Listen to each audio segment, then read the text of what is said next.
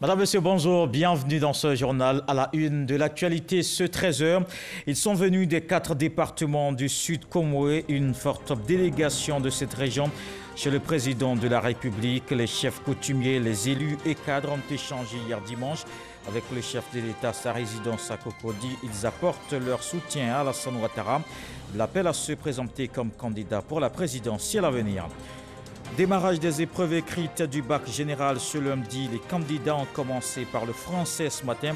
Un examen qui se tient jusqu'au jeudi 30 juillet. 318 995 élèves sont repartis dans les 506 centres de composition à travers le pays. Dans ce journal, on fait le tour de quelques centres ici à Abidjan et à l'intérieur du pays. L'hymne national a 60 ans aujourd'hui, c'est le 27 juillet 1960 que le texte est connu. Ses paroles sont pleines des valeurs de paix, d'hospitalité, d'union et de travail. Nostalgie, espoir de la nouvelle génération, chacun raconte ses liens avec ce texte si particulier. Les chefs d'État de la CEDEAO tiennent aujourd'hui un sommet extraordinaire. Une rencontre par visioconférence. Le président de la République participe à la réunion avec ses pairs. Au centre des échanges, la situation politique au Mali. Alassane Ouattara et 4 autres de ses homologues étaient en terre malienne la semaine dernière pour une médiation. Ils avaient rencontré les différents acteurs de la crise. Réunis à nouveau, les dirigeants ouest-africains vont tenter de trouver une solution à cette crise.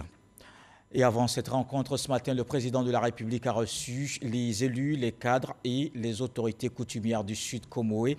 Ils sont venus des 4 départements, Bassam, Aboissois, Diaké et Tiapoum. Une forte délégation de cette région a échangé hier dimanche avec le chef de l'État à sa résidence à Cocody. Viviane Aimé. Ayant sollicité cette rencontre avec le président de la République, Alassane Ouattara, c'est une forte délégation composée des rois, chefs traditionnels, élus, cadres, femmes leaders et jeunes leaders des 4 départements du Sud Comoé que sont Grand Bassam, Aboasso, Adiaké, Tiapoum, qui a effectué le déplacement ce dimanche 26 juillet pour honorer le rendez-vous avec le chef de l'État. La rencontre n'ayant pas un caractère officiel, mais se voulant plutôt une démarche privée, c'est la résidence du président de la République Alassane Ouattara à la Riviera Golfe qui a servi de cadre.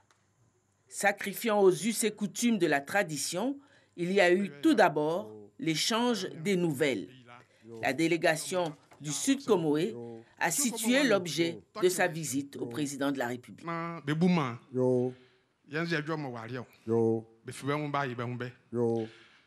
porte-parole de toute la délégation du Sud Comoé me charge de vous dire que le Sud Comoé est ici représenté par les rois, par les chefs de canton, les chefs de province, par les cadres dirigés par le ministre Aka Aoulé, par les élus.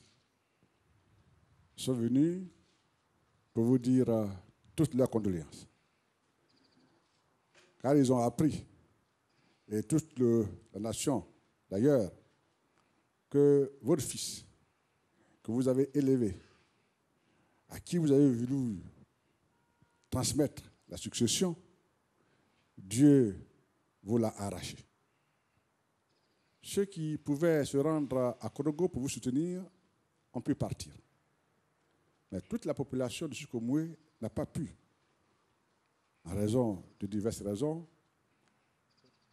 Et il était donc bon que cet après-midi, cette population vienne vous saluer, vous consoler, vous dire Yako, et prier le bon Dieu pour qu'il vous console et vous réconforte et vous donne la force de continuer de diriger ce pays. Je vous dis encore Yako. Ça, c'est le premier point. Le deuxième point, ils disent que 2 de leurs frères vous ont abandonné en route. Mais ils considèrent que eux, Sud Comoé, sont avec vous. Ils sont avec vous aujourd'hui, ils sont avec vous demain. Et ils considèrent que vous tenez encore les rênes de la Côte d'Ivoire et que vous ne devez pas lâcher. Et que toute la population de Sud Comoé ici rassemblée vous apporte son soutien, indépendamment de leurs frères qui sont partis, et vous affirment leur attachement, et vous affirment leur soutien aujourd'hui, et demain et toujours. Pour l'œuvre colossale que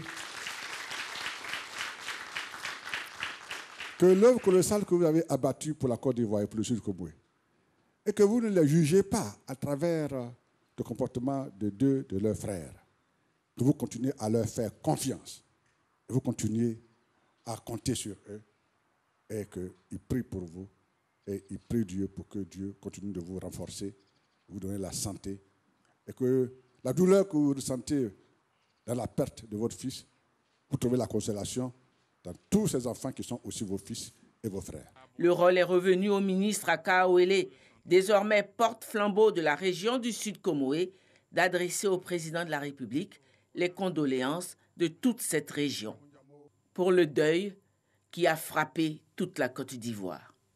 Lui traduire la reconnaissance du Sud-Comoé pour ses actions de développement en sa faveur et lui exprimer le soutien de la région. Le Sud-Comoé est là, Excellence, devant vous.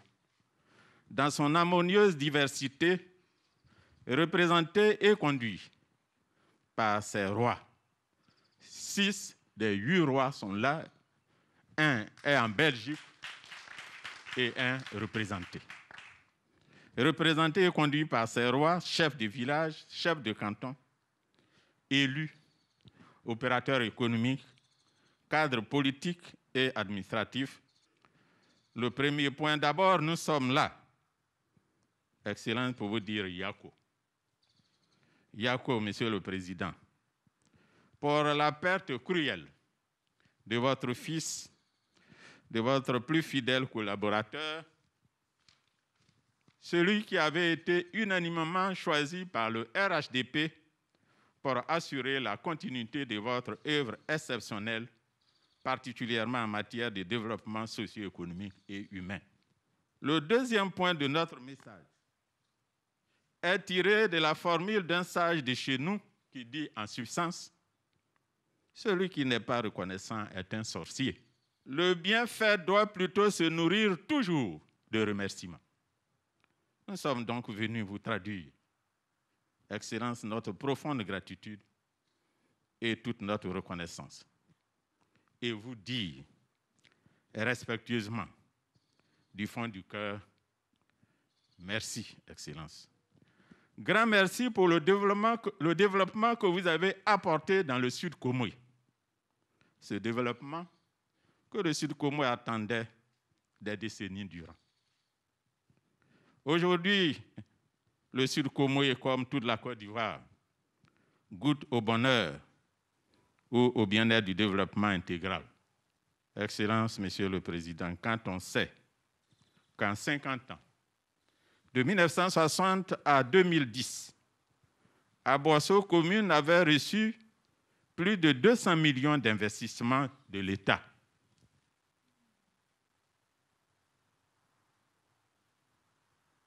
Et que, avec vous, avec le RHDP, en moins de 10 ans, Abosso, pour une seule réalisation, est doté d'une infrastructure de 30 milliards de francs CFA. Cela doit nous faire réfléchir. C'est ainsi que nous, peuple du Sud-Comoé, sommes accourus vers vous comme un seul homme pour vous affirmer, Excellence, Monsieur le Président de la République, notre soutien total, notre engagement sans faille, symbolisé par les rois qui sont ici. En même temps que nous vous appelons, Excellence, Monsieur le Président de la République, à être notre candidat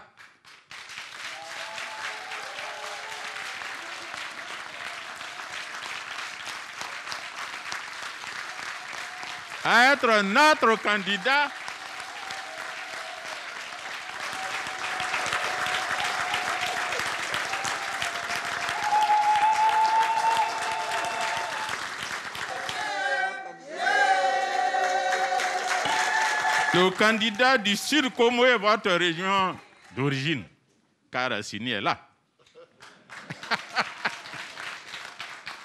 à l'élection présidentielle du 31 octobre 2020. Monsieur le Président,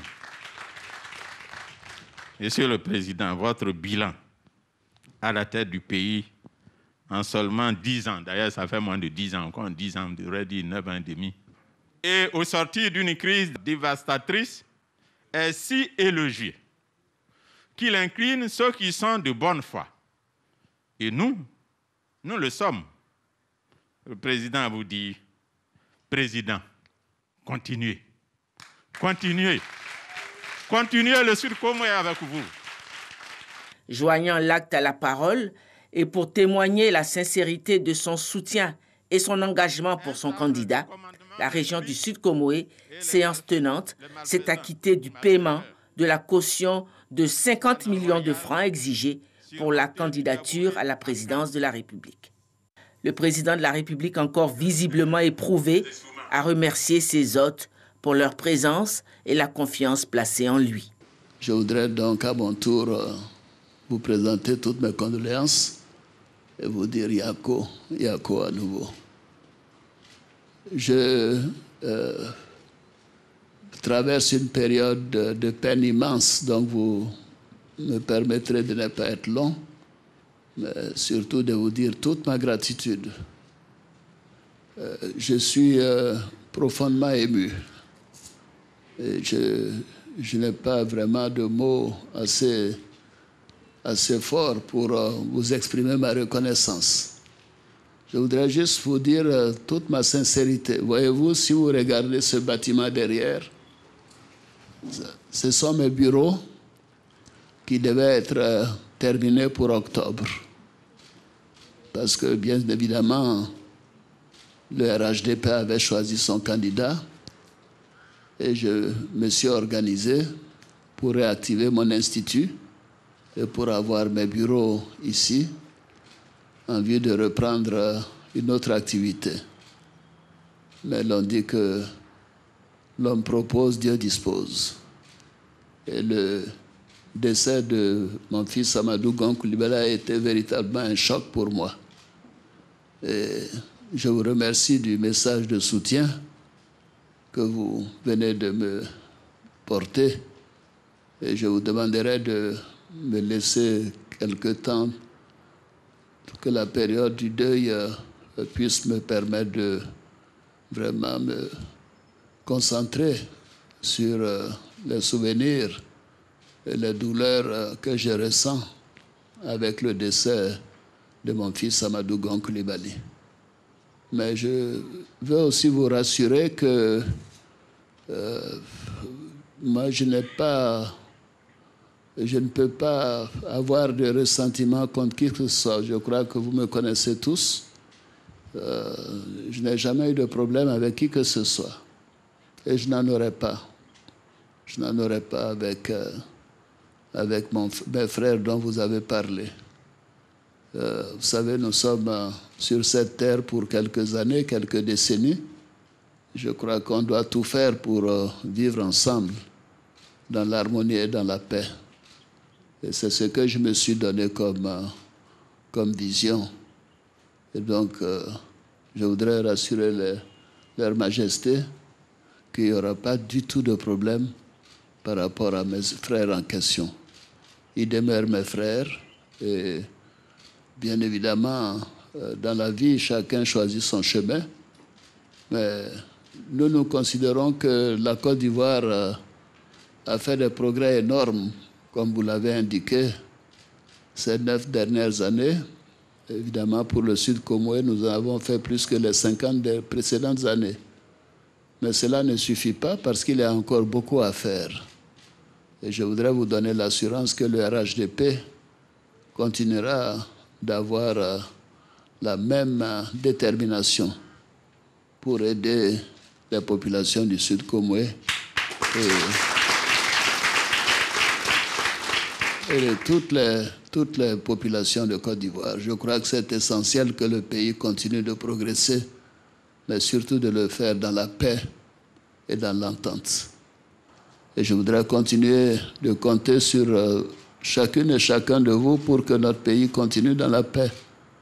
Je crois que c'est la chose la plus importante. Évidemment, Amadou Gon Coulibaly nous a quittés. Et je crois que nous avons le devoir de continuer ce qu'il a entrepris à mes côtés. Même si le président de la République, Alassane Ouattara, n'a donné aucune réponse pour l'heure à leur requête, les représentants du Sud Comoé sont repartis, convaincus du choix qu'ils ont exprimé. Et la délégation du Sud Comoé demande au président de la République d'être le candidat du RHDP à la présidentielle d'octobre. Voilà le message qu'ils ont livré hier au chef de l'État et vous venez de l'entendre. Je vous propose quelques réactions.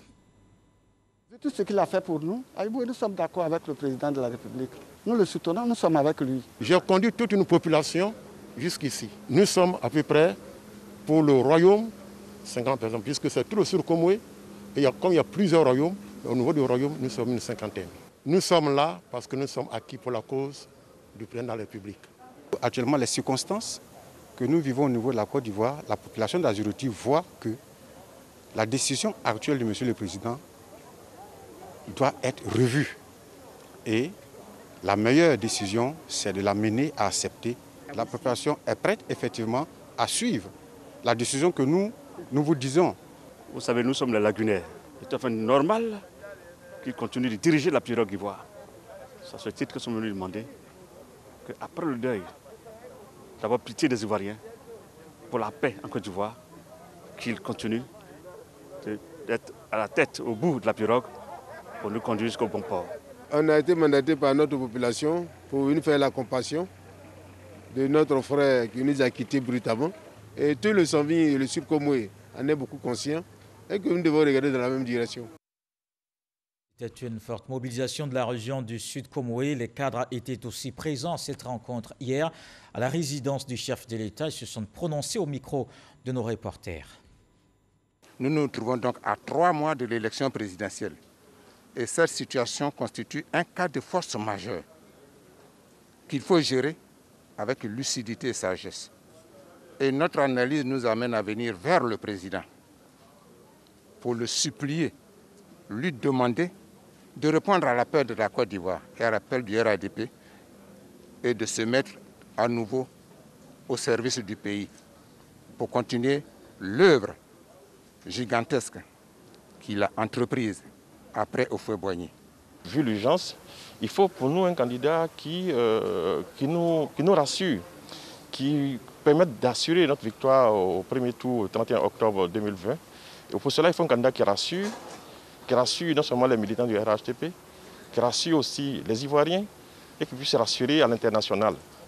Et quand je décris un tel profil, c'est un profil qui sied très bien au président de la République, au président du RHDP. Et ce sera aussi un des volets de notre présence, venir demander au président de la République de s'offrir une fois de plus à cette Côte d'Ivoire à laquelle il a tant donné, pour nous permettre d'espérer des lendemains meilleurs en termes de développement, de stabilité et de paix. Tout le monde sait que le président Alassane Ouattara est au pouvoir pour servir la population, développer la Côte d'Ivoire et faire rayonner notre pays. Et ce n'est pas quelqu'un qui aime le pouvoir pour le pouvoir.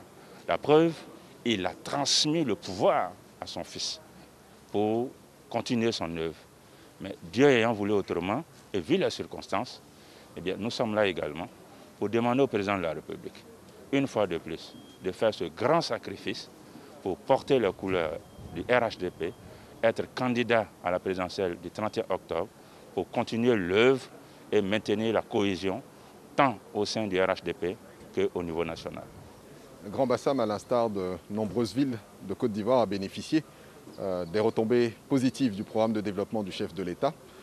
Je citerai l'autoroute Abidjan-Bassam, la seule autoroute éclairée en Côte d'Ivoire, les travaux d'ouverture de l'embouchure qui étaient attendus de longue date. Voilà plusieurs décennies que les populations de l'ensemble de la région du Sud Comoé attendent ces investissements. D'autres investissements tels que le lycée d'excellence, Alassane Ouattara, de Grand Bassam, ont marqué l'esprit de nos populations. C'est la raison pour laquelle, après la disparition soudaine de notre regretté Premier ministre, nous nous sommes mobilisés pour venir témoigner notre soutien au président de la République, présenter nos condoléances au président de la République ainsi qu'à la famille du défunt Premier ministre et indiquer au président de la République le fort soutien des populations de Grand Bassam et leur souhait de l'accompagner pour un 3e mandat. La région du Sud Comoé, en moins de 10 ans, a eu plus de 50 à 60 milliards d'investissements. ce que nous n'avons pas obtenu après de 50 années d'indépendance. La région s'est métamorphosée. Il y a un mieux-être en termes de forage, d'électricité, en termes d'école. Véritablement, c'est une région qui est en train d'émerger et sous la houlette du président Alassane Ouattara. Et il va de soi qu'une équipe qui gagne, et avec un tel bâtisseur, on ne peut que s'inscrire dans le cheminement qu'il a tracé. Donc Abossey est mobilisé comme un seul homme pour accompagner le président pour ce troisième mandat. Nous sommes déterminés. Simplement aujourd'hui, vous voyez, nous avons le goudron pour une première fois dans l'histoire de Côte d'Ivoire. Nous soutenons le président de la République. L'actualité, c'est aussi le bac. Ils sont plus de 318 000 candidats à la conquête du baccalauréat session 2020. Les épreuves écrites ont démarré ce matin par le français. Le collège moderne du Plateau était un centre d'examen. Une trentaine de malvoyants et malentendants composent également à travers l'écriture braille. Toutes les dispositions sont prises pour un bon déroulement de l'examen. On se rend justement dans les communes du Plateau et Makori avec Walter Amadou Ouattara. Collège moderne du Plateau ce lundi matin. Réunion de recadrage et peu avant 8 heures, la sirène annonce le début des épreuves écrites de l'examen du baccalauréat session 2020. Il a été rappelé les consignes de prévention contre la fraude. On leur a demandé de se départir de leurs supports numériques, à savoir les tablettes, les téléphones, autres, voilà. Et puis s'ils sont des documents qui peuvent les compromettre, qu'ils se débarrassent de ça. Pas de communication, on ne communique pas avec son voisin. 499 candidats, dont 50 malvoyants et malentendants, composent également des candidats qui affirment être confiants. C'est abordable en fait. C'est bien, c'est compréhensible, c'est clair et tout ça. Donc je pense que ça va aller. Au lycée municipal de Makori, 615 candidats, dont 266 libres, composent dans la quiétude. Des dispositions pour un examen sans reproche sont prises. Demander aux candidats, depuis le portail, nous avons laissé les consignes aux forces de l'ordre pour ne pas laisser entrer les candidats avec leur cartable, avec des foulards, des blouses et des téléphones. De faire de telle sorte que cette année, dans le centre, il y ait zéro fraude et que les candidats soient fiers de leurs résultats et qu'il n'y ait pas de doute sur les résultats proclamés. Ici aussi, les candidats affichent leur sérénité. Déjà, il faut bien lire pour comprendre. C'est pas si difficile que ça, c'est juste qu'il faut être au niveau, quoi. Sujet abordable. Les épreuves se passent bien pour le moment. Tout est bien, on comprend mieux les sujets et on essaie de faire le mieux de nous-mêmes pour avoir de bonnes notes. Ces épreuves écrites du baccalauréat session 2020 s'étendront jusqu'au jeudi 30 juillet 2020. Le bac se déroule aussi à Bouaké. Dans le centre du pays, les candidats affrontent ces examens dans le respect des mesures de lutte contre la pandémie de Covid-19. Les autorités locales prennent des dispositions pour la réussite de l'évaluation dans la ville. Voilà pour le bon déroulement du baccalauréat. Dans 10 jours, la Côte d'Ivoire célèbre son 60e anniversaire. L'hymne national abidjanaise a aussi 60 ans aujourd'hui. Il est connu un 27 juillet 1960. Un texte qui exhorte les Ivoiriens à l'union, à la solidarité, à l'hospitalité et à la paix. Mais aujourd'hui, est-ce que l'hymne national continue-t-il à faire battre les cœurs? On aura des réponses dans ce reportage de Walter Amadou Ouattara et vous le verrez, les jeunes en parlent et l'ancienne génération raconte cette Côte d'Ivoire d'hier.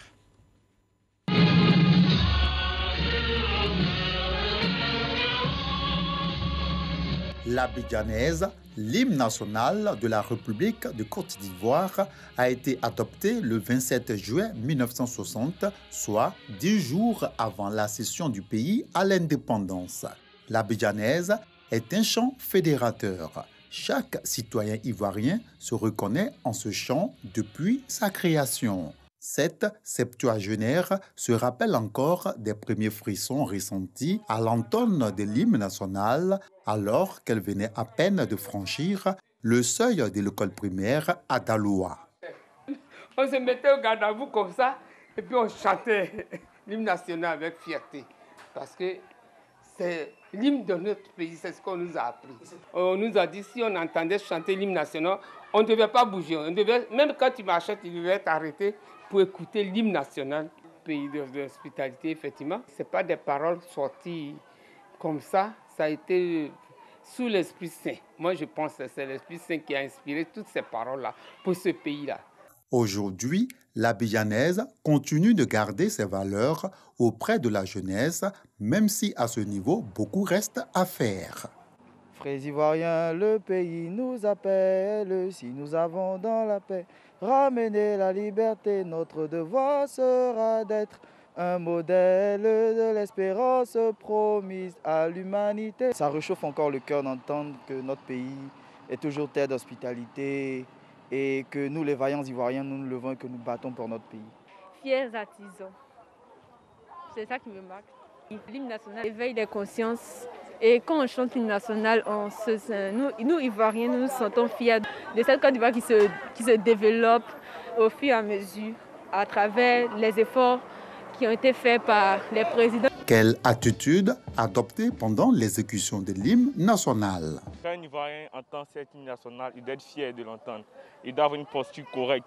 S'il marche, il doit s'arrêter automatiquement. Même quand les joueurs vont dans des rencontres de football, lors de l'hymne national, ils mettent les mains sur leur poitrine. Ils sont fiers de chanter devant un grand public. La directrice du civisme fait des précisions. Pour tout citoyen, l'attitude à adopter lors de l'exécution de l'hymne national, c'est d'abord une attitude de respect et de discipline. C'est-à-dire ne pas bavarder, ne pas avoir la main dans la poche, en fait rester droit et statique, fixer le drapeau, si en fait on lève le drapeau, jusqu'à ce qu'on puisse finir d'entonner notre hymne national. Nonobstant ces précisions, l'outrage à l'hymne national est quelquefois commis par des citoyens. C'est généralement le fait d'adopter une mauvaise posture, de déformer volontairement les paroles, d'entraver l'exécution de l'hymne national par des hurlements ou encore exercer des violences sur ceux qui le chantent. La loi ivoirienne ne prévoit pas de sanctions type spécifiquement à l'hymne national de Côte d'Ivoire. Contrairement par exemple à la France où la loi préconise une amende de 7 500 € et même une peine de 6 mois de prison pour en fait quelqu'un qui posait un acte d'outrage à l'hymne national. Pour faire la promotion des valeurs de l'hymne national, Issa Diakité, cet ancien préfet hors grade, aujourd'hui à la retraite, laisse entrevoir des propositions. Nous, on va passer. Le pays ne passera pas. Vous voyez, dans tout le monde entier, on change peut-être des constitutions, mais on ne change pas l'hymne national, on ne change pas le drapeau. Donc, c'est le rassemblement des uns, des autres, des vieux, des jeunes, des femmes, pour que dans un même creuset, nous puissions développer ce pays-là. Il y avait des écoles qu'on appelle les cours d'adultes, des centres d'éducation dans les villages et tout ça. Donc tout ça, c'était inculqué aux populations. Mais aujourd'hui, je pense qu'il n'y a pas de centre d'éducation, c'est un peu rare. Bon, je ne sais pas s'il y a l'éducation civique et morale dans les établissements.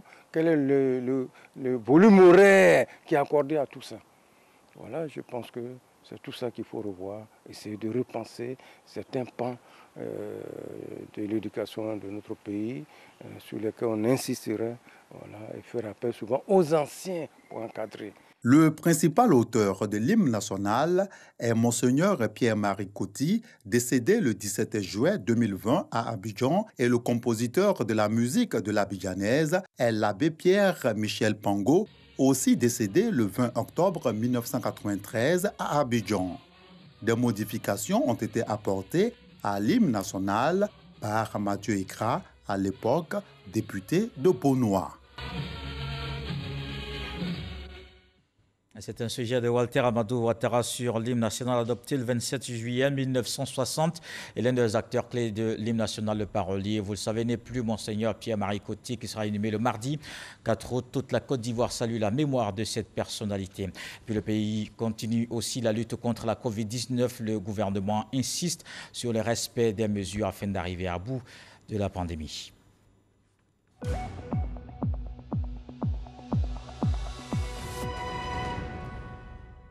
Une pandémie qui n'est donc pas terminée, elle est toujours active dans le pays. 102 nouvelles contaminations enregistrées hier. La Côte d'Ivoire compte désormais 15 596 cas confirmés, dont 10 178 personnes guéries et 96 décès. Les autorités sanitaires appellent au respect des mesures de lutte. Et puis retenons que les chefs d'État de la CEDEAO tiennent aujourd'hui un sommet extraordinaire, une rencontre par visioconférence. Le président de la République participe à cette réunion avec ses pairs au centre des échanges, la situation politique au Mali. Voilà qui met un terme à ce journal. Merci de l'avoir suivi. Laose disait, un voyage des milieux commence toujours par un premier pas. Je vous souhaite une fructueuse semaine.